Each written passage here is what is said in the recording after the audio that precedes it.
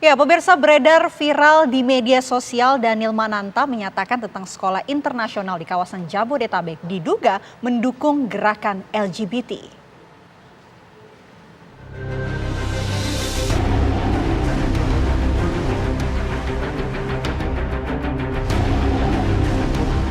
Dalam sebuah podcast, Daniel Mananta berkesempatan berbincang dengan salah satu tokoh agama terkenal, yaitu Quraisy Shihab, memberikan kisah yang cukup mengejutkan.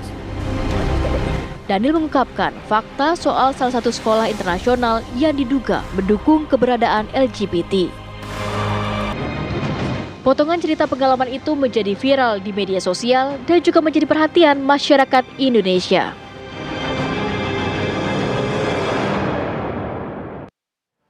Ya pemirsa, dan untuk mengetahui lebih lengkap cerita mengenai pengalaman Daniel Mananta ini ketika mengunjungi sekolah yang diduga mendukung gerakan Woke Agenda dan juga LGBT, kita sudah terhubung dengan Daniel Mananta. Selamat siang Mas Daniel, waktu Indonesia. Hai. Terima kasih Mas atas waktunya. Hai. Gimana kabarnya Mas, sehat? Ya, no problem. Sehat banget, thank you. Ya. Hai pada Vena dan juga Ana. Thank you juga udah ngajak gue untuk ngobrol-ngobrol di sini. Terima kasih juga sudah mau sharing nih. Pagi yang sangat cerah dari Jerman. Dari Jerman menuju Indonesia. Oke Mas Daniel, ini kan kalau kita lihat cuplikan tadi, Mas Daniel sempat mengatakan di dalam podcast bahwa mungkin kalau kita bisa petik sedikit ada upaya menormalisasikan gerakan LGBT dalam pendidikan formal begitu. Sebenarnya pada saat itu melihatnya seperti apa Mas Daniel? Oke. Jadi yang namanya woke agenda ini memang di dunia barat atau di western culture itu kayaknya memang sudah diterima dan bahkan menjadi sebuah keharusan. Mereka benar-benar mengharuskan, kita udah ngelihat di banyak film kartun misalnya yang temanya sebenarnya keluarga tapi mulai memasukkan unsur-unsur si woke agenda ini. Dan banyak film-film yang sebenarnya untuk keluarga tapi tetap aja ada adegan tertentu yang mendukung si woke agenda ini. Nah, jadi gue cukup bersyukur karena gue tinggal di Indonesia, di mana di Indonesia itu masih mempunyai budaya timur yang sangat kuat sekali. Tapi itu dia kenapa gue kaget banget ketika gue lagi assessment buat anak gue untuk masuk sebuah sekolah internasional. Dan pas di resepsionisnya itu ada si toilet boys, girls, dan juga gender neutral ya. Atau bahkan ada bahasa Indonesianya gender netral gitu. Itu gue kaget banget dan gue sampai kasih tahu istri gue yang kita berdua langsung kayak wow udah sampai sini gitu. Kita harus ngapain nih? Tapi gue sangat respect banget sama jujur kalau gue sangat respect banget sama orang-orang yang mungkin sudah memutuskan untuk mengambil keputusan yang sangat sulit untuk menjadi LGBT ketika dia. Tapi kalau misalnya gerakan ini justru menyusupnya ke anak-anak kecil di bawah umur 18 tahun yang mungkin masih belum bisa pencarian jati diri. Pasti kalian inget dong ketika umur 12-13 tahun kita itu kayak gampang banget terombang-ambing dengan pendapat ini, pendapat itu gitu kan. Nah, jadi gue sebagai seorang ayah, tugas gue adalah melindungi anak-anak gue.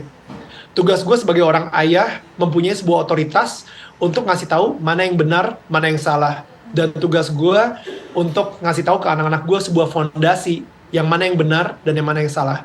Karena saat ini di woke agenda, mereka mementingkan feeling daripada kebenaran. Feeling itu menjadi sebuah atau sesuatu yang didewakan banget daripada kebenaran. Nah, gue berharap banget dengan adanya isu ini, di mana gue bersyukur banget ya ini jadi viral, ini jadi sesuatu yang bukan receh dan viral gitu, ini jadi sebuah isu yang jadi akhirnya banyak omongan dan orang tua pun akhirnya sadar bahwa ternyata kita sebagai orang tua harus memulai fondasi tersebut di rumah dan bukan diberikan sepenuhnya kepada sekolah untuk mengajarkan anak kita apa yang harus mereka lakukan dan Oke, apa yang harus apakah mereka kemudian Mas rasakan. Daniel Itu sih, pertanyakan, mudah-mudahan jelas ya. Mas Daniel pertanyakan kepada pihak sekolah alasannya kemudian menormalisasikan gender neutral tersebut? Penjelasan dari pihak sekolah seperti apa? Penjelasan pihak sekolah, I think ini adalah penjelasan yang sangat normal banget di budaya Western, di budaya Barat, di mana ada 3 hal. Yang pertama, kita tidak akan pernah mengajarkan apa yang benar dan apa yang salah dalam hal identitas atau dalam hal feeling yang mereka rasakan. Jadi itu hal yang pertama. Yang kedua, kita akan justru mengencourage mereka untuk lebih mengeksplor feeling yang mereka punya. Apabila mereka suka sama sesama jenis, ya udah coba dieksplor lagi aja gitu. Tidak akan menghakimi. Dan yang ketiga, apapun yang anak kecil ini bicarakan dengan counselor di sekolahnya, itu adalah hak buat si anak tersebut, sehingga apapun yang dibicarakan tidak akan di-share ke orang tua murid. Jadi dari situ, again ya, ini sebuah budaya woke agenda ini yang pengen memberikan rights kepada anak kecil, tapi menurut saya udah mulai twisted gitu, udah mulai salah. Ini contoh ekstrimnya aja, di Amerika itu sampai ada beberapa anak-anak kecil yang sudah memutilasi diri mereka. Gila, ini saya sebagai ayah itu sedih banget sih. Kalau misalnya dengar anak kecil umur 10 tahun, 11 tahun memutilasi diri mereka, memotong dada mereka, payudara mereka, karena mereka dikasih tahu, it's okay. Mungkin lu adalah seorang laki-laki, nih ambil obat hormon ini supaya lu bisa menjadi seorang laki-laki. Jadi, you know, it's so ugly. It's so ugly karena mereka terus di-push, it's okay. Feeling lu menentukan siapa identitas lo. Dan udah tidak ada lagi yang namanya kebenaran, bahwa Tuhan menciptakan laki-laki dan perempuan. It's all confusing. Makanya mereka sudah confused banget. Ada 72 gender saat ini. Kalau misalnya lu Google, udah ada 72 gender. Jadi LGBTQI+. Plusnya itu ada 72 gitu misalnya. So, Mas Daniel, again, it's an issue yang gue berharap jangan sampai di Indonesia masuk juga. Tentunya ini mengkhawatirkan. Mas Daniel, kita penasaran. Ketika Mas Daniel datang ke sekolah tersebut, ada 3 ruangan toilet begitu ya, girls, boys, and gender neutral. Adakah yang kemudian yang masuk ke dalam toilet gender netral tersebut? Atau mungkin Mas Daniel nih pernah masuk ke dalam toilet tersebut, apa sih isi toilet gender netral tersebut? Yeah, it's just another toilet. Gue ngintip sih. Gimana isinya? Ada yang masuk nggak Mas Daniel pada saat di sana? Enggak. Jadi enggak tiba-tiba di dalamnya, you know, ada dekorasinya beda atau apa. Tapi gitu. adakah kemudian mungkin siswa yang kemudian masuk ke dalam toilet tersebut, mereka tidak memilih, artinya tidak memilih girls atau boys, sepengetahuan Mas Daniel pada saat di sana ya? No. I don't see it at all. Karena ya mungkin emang lagi sepi juga. Mas Daniel, ini tadi Mas Daniel sempat singgung mengenai konselor yang kemudian tidak akan memberitahu pihak orang tua mengenai apa yang kemudian terjadi pada anaknya begitu. Sepengetahuan kami begitu ya, konselor ini seharusnya menjadi penghubung antara orang tua dan juga anak begitu ya. Ini melihat ini seperti apa? Setuju banget. Gue justru ngerasa tanggung jawab counselor di sekolah make sure kalau misalnya anaknya ini bisa sehat secara 3 ya, jasmani, mental, dan juga rohani. Tapi dalam hal ini kayaknya mereka hanya akan fokus sama agendanya mereka. Kayak gitu, apapun agenda yang ada dari negara tersebut misalnya, karena ini international school, jadi ada beberapa agenda-agenda yang menurut gue yang memang harus diterapkan dan mungkin disetujui juga.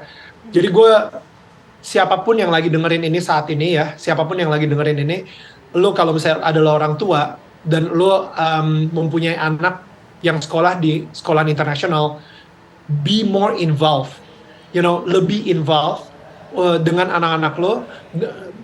Jangan cuman kayak, oh enggak, anak gue happy, anak gue baik, dan lain-lain gitu. Be more involved, ajak mereka ngobrol, have a really good relationship. Jangan cuman dilepas, sehingga sekolah yang akan ngurusin mereka, gue bisa fokus sama kerjaan gue.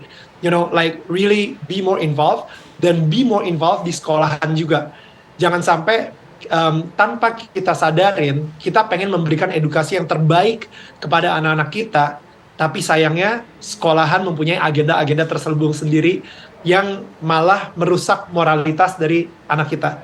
Kayak gitu sih. Itu kan yang bisa dilakukan oleh para orang tua. Salah satunya adalah be more involved kalau kata Mas Daniel Mananta. Sebagai tindakan preventif. Betul, Ya? itu dari sisi orang tua. Tapi menurut Mas Daniel Mananta, ini dari pihak pemerintah, apa yang kemudian bisa dilakukan untuk mengantisipasi dan juga menghindari LGBT? Itu bukan, that's not my right. Sorry banget, kayak gue jujur gue nggak punya kapasitas untuk ngomong seperti itu karena gue bukan di pihak pemerintahan. Oke. Gue sangat fokus banget di entertainment dan media, dan kemarin the fact that itu go viral itu adalah memang spesialisasi gue sebagai seorang komunikator, mengkomunikasikan sebuah isu yang menurut gue penting untuk kita ketahui. Berarti kita harus lebih selektif begitu ya sebagai orang tua juga. Mungkin Mas Daniel bisa, mungkin dari sisi Mas Daniel sendiri, apa saja yang kemudian perlu diperhatikan oleh pihak orang tua ketika mencarikan khususnya sekolah bagi anaknya begitu? Right.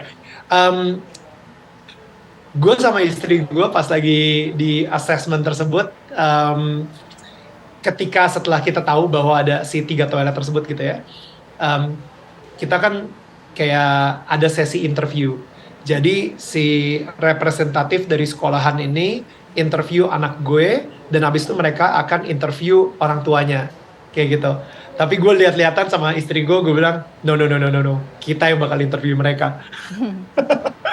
Jadi lu nanya sedalam-dalamnya tentang moral stance-nya dari si sekolah ini gitu, si sekolah internasional ini. Bagaimana fondasi mereka, apa yang mereka, bagaimana menurut mereka kalau misalnya ada kasus-kasus tertentu, misalnya anak mereka go through something, krisis identitas dan lain-lain, tanyain terus aja, tanya, don't be afraid to ask. Dan kalau misalnya, again, gue bersyukur banget. Ini mungkin salah satu yang mungkin gue nggak terlalu banyak share juga, tapi sebelum memilih sekolah ini, gue berdoa dulu sama Tuhan. Berdoa banget, Tuhan, kalau misalnya emang ini adalah jalannya Tuhan supaya anak gue sekolah di sini, ya udah lancarkan gitu kan. Nah, ternyata pas lagi di sekolah itu kayak mata gue dibuka gitu. Jadi I think gabungkan juga Tuhan, involve Tuhan di penyeleksian sekolah untuk masa depan. Kayak gitu sih. I think that's from my side. Baik, terima kasih banyak Mas Daniel Mananta sudah berbagi cerita, berbagi insight juga dengan kita semua, dan mudah-mudahan menyadarkan orang tua juga untuk lebih selektif. Betul. Begitu ya. Mudah-mudahan orang tua ini bisa mencontoh lah perilaku dari Mas Daniel ini, prepare lah untuk mempersiapkan anaknya masuk ke sekolah. Terima kasih Mas Daniel Mananta atas waktunya. Selamat kembali berlibur dari Jerman. Thank you Mbak Vena. Bye-bye.